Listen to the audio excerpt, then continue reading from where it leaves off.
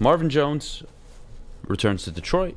They've signed him. That's great. We already discussed all of this, but he said something very interesting in his opening press conference, which was, quote, "The culture's different here in Detroit." Okay, well, what does that mean? Right? Because last I checked, they've still yet to win a division. And hear me out before you get mad at me. Right. But they've yet to win a division, yet to go to the playoffs since he left, and they've yet to win a playoff game. Now, that's the cynical side of it. The honest side of this is since he's left, it was horrible. Campbell came in. They sucked their first year. They drafted well. They drafted well for a second year. They came out to a horrendous start. And boy, they finished the season down the stretch looking like a top 10 team in football. 8-2. That's the story of the Detroit Lions. Very, very condensed.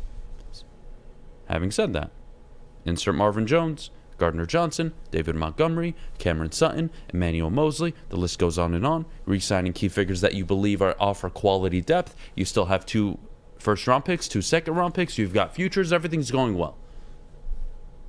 The culture's different, though. What does that mean? Well, what he means, or at least what I believe he means, is this franchise, and you tell me if I'm wrong, but when he says the culture's different, I don't think that's just everybody walks around and is happy. I think that's everybody walks around with the mindset that we're going to win. Right. We're focused on winning.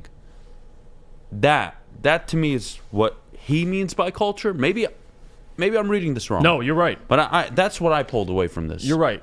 Because this is a guy who went through Caldwell for 2 years. He went through Matt Patricia, and now he's returning for Dan Campbell. So if anyone knows about culture, at least in Detroit recently, it would be Marvin Jones. I mean, the last 2 years of Caldwell, both 9 and 7 years, and then he was through the disastrous years with Matt Patricia.